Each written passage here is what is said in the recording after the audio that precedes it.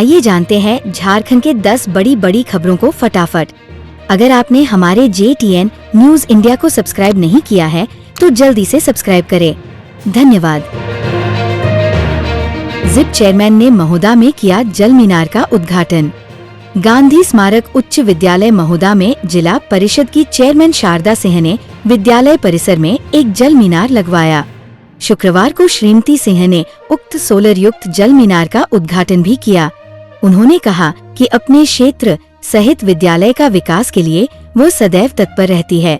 मौके पर प्रधानाध्यापिका रेणु राय, रघुपति दसौंधी, अविनाश कुमार पाठक, रोमी कुमार, दिवाकर महतो, विकास पांडे, अबोध मिश्रा, गौरीनाथ कुंभकार, राजन रवानी, ब्रह्मदेव ठाकुर, सोनी कुमारी, मंजू कुमारी, प्रिया कुमारी, रंजीत पांडे आदि थे।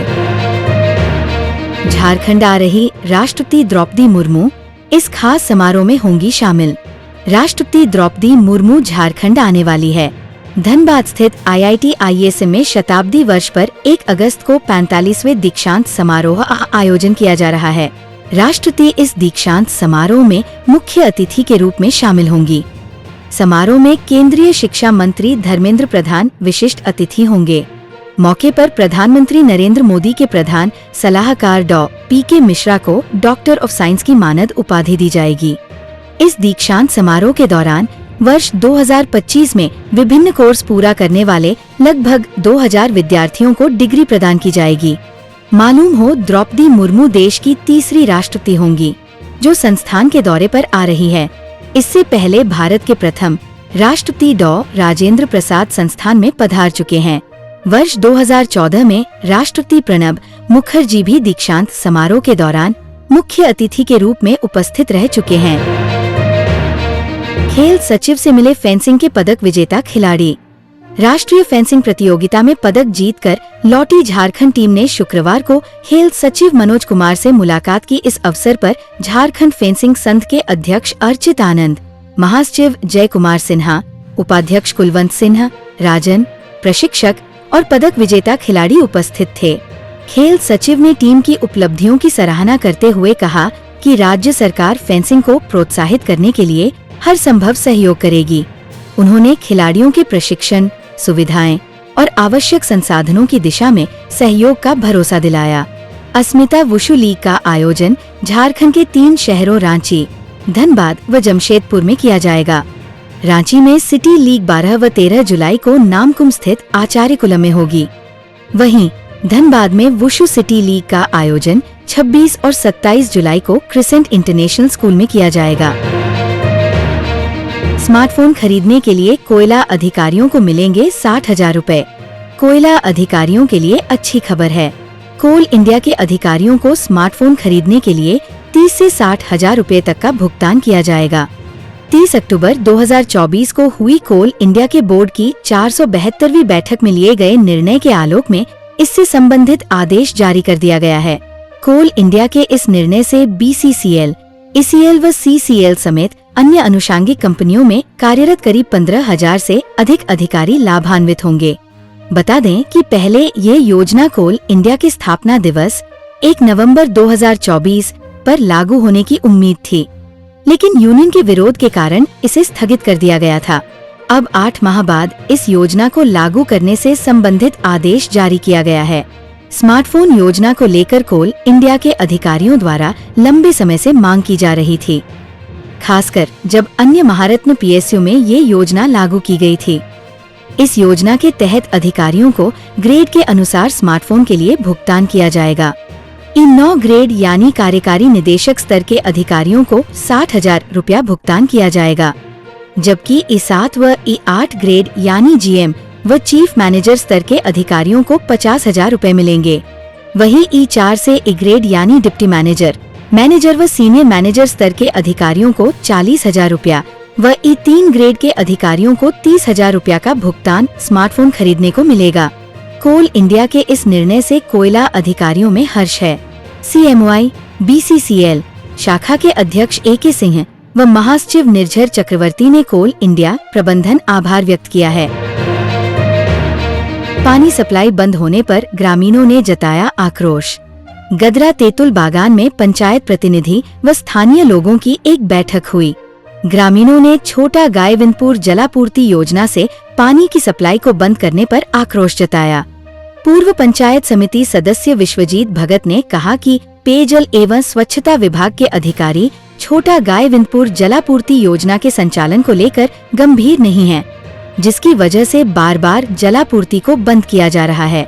इस योजना के अंतर्गत आने वाले 21 पंचायत के लाभुक पिछले 2 महीने से नियमित जल शुल्क जमा कर रहे हैं, बावजूद आपूर्ति को बंद करना समझ से परे है।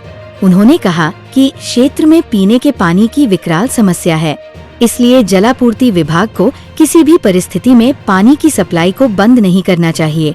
पानी की आपूर्ति नियमित हो, इसके लिए वैकल्पिक व्यवस्था भी करने की जरूरत है। बैठक में विश्वजीत भगत, बिरजू पात्रो समेत अन्य मौजूद थे। ट्रैफिक सिस्टम, रूट लाइन और होल्डिंग पॉइंट की व्यवस्था चुस्त दुरुस्त रखें, डीसी। प्रमुख संवाददाता देवघर। देर रात डीसी नमन प्रियेश लकड़ा ने बाबाधाम आने वाले श्रद्धालुओं की सुविधा व सुरक्षा के इंतजाम का निरीक्षण किया। निरीक्षण के दौरान उन्होंने संबंधित अधिकारियों को ट्रैफिक सिस्टम, रूट लाइन और होल्डिंग पॉइंट की व्यवस्था को चुस्त दुरुस्त रखने का निर्देश दिया। उन्होंने टीम के साथ Baramasia, Parmeshwar Dayal road, B Ed college, Tiwari Chowk, Shivram Jha Chowk, Nehru park में की गई तैयारियों की बारीकी से जांच की और जरूरी निर्देश दिए। मेला क्षेत्र में सभी रहें 24 घंटे एक्टिव। डीसी ने मेला क्षेत्र में सभी विभागों को 24 घंटे एक्टिव रहने का निर्देश दिया। उन्होंने रूट लाइन में बनाए गए प्रशासनिक शिविर, ओपी, ट्रैफिक ओपी, स्वास्थ्य केंद्र, विद्युत व्यवस्था, सूचना सहायता केंद्र, होल्डिंग पॉइंट, पर्यटन केंद्र, शौचालय आदि में साफ सफाई को बेहतर रखने का निर्देश दिया। उन्होंने संपूर्ण मेला क्षेत्र में साफ सफाई के लिए 24 घंटे कार्यरत रहने का निर्देश दिया।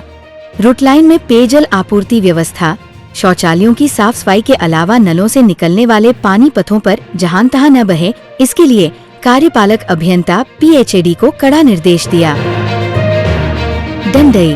डंडई थाना क्षेत्र के वन क्षेत्र में कई साल पुराने मुसहर की बस्ती को खाली कराने की पहल शुरू की गई है। इस मामले में महादलित मुसहर परिवार के उर्मिला कुंवर, अनिल मुसहर, सविता देवी, राजकुमार मुसहर, गुड्डू रंगीला, लखम मुसहर, शंकर मुसहर, बबलू मुसहर, कैली देवी, रेखा देवी, सोनी देवी, महेंद्र मुसहर सहित अन्य ने बताया कि वनरक्षी उनके यहाँ आए थे और बस्ती को खाली करने की धमकी देकर गए हैं। कहा गया है कि यदि बस्ती खाली नहीं हुई तो जेसीबी मशीन से झोपड़ियों को ध्वस्त करा दिया जाएगा। मुसहर परिवारों ने बताया कि वे लोग कई दशकों से यहाँ रह रहे हैं। पेयजल एवं स्वच्छता विभाग की ओर से उन लोगों के बस्ती में पेयजल के लिए जल मीनार भी लगाई गई है, लेकिन वनरक्षी राजू कुमार उन लोगों के साथ अमानवीय व्यवहार कर रहे हैं।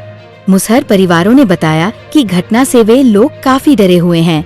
इस मामले को लेकर बीडीओ व सीओ साहब से शिकायत करने पहुंचे मुसहरों ने बताया कि वनरक्षी द्वारा उन लोगों को कई बार पहले भी बस्ती को खाली करने के लिए धमकाया गया है।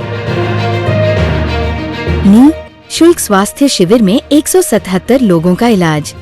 खूंटी तोरपा प्रखंड के मरचा पंचायत भवन में रविवार को केएस गंगा अस्पताल द्वारा शुल्क स्वास्थ्य शिविर का आयोजन किया गया। शिविर में 177 मरीजों की शुल्क जांच की गई। वहीं मरीजों के बीच मुफ्त दवा का वितरण किया गया। इस अवसर पर डॉ मुनून ने मरीजों की जांच की, उन्हें चिकित्सीय सलाह भी दी। इस अवसर पर मुख्य रूप से ओस्टियोआर्थराइटिस, रूमेटॉइड माइग्रेन, पेट संबंधी रोग, छाती से संबंधित रोग, बुखार, जोड़ों में दर्द, एनीमिया, आँख और चर्म रोग के मरीज आए। आयोजन को सफल बनाने में अतुल, पवनराम, आलोक, रीना, अंशु, कृतिका, शिवम और अन्य का योगदान रहा। 22 जुलाई को 126 डॉक्टरों को सौंपेंगे नियुक्ति पत्र। मंत्री। संवाददाता। जामताड़ा झारखंड की स्वास्थ्य व्यवस्था को मजबूती देने के उद्देश्य से राज्य के स्वास्थ्य मंत्री डॉक्टर इरफान अंसारी ने एक और ऐतिहासिक कदम उठाया है। 126 विशेषज्ञ चिकित्सा अधिकारी एसएमओ और 91 सामुदायिक स्वास्थ्य अधिकारी सीएचओ की नियुक्ति प्रक्रिया पूरी कर ली गई है। एनएचएम राष्ट्रीय स्वास्थ्य मिशन की ओर से सभी चयनित अधिकारियों का ऑफर लेटर तैयार कर लिए गए हैं और 22 जुलाई को मंत्री जी स्वयं उन्हें नियुक्ति पत्र सौंपेंगे। मंत्री ने कहा कि ये राज्य गठन के बाद अब तक की सबसे बड़ी चिकित्सा नियुक्ति है, जो झारखंड के स्वास्थ्य इतिहास में एक मील का पत्थर साबित होगा।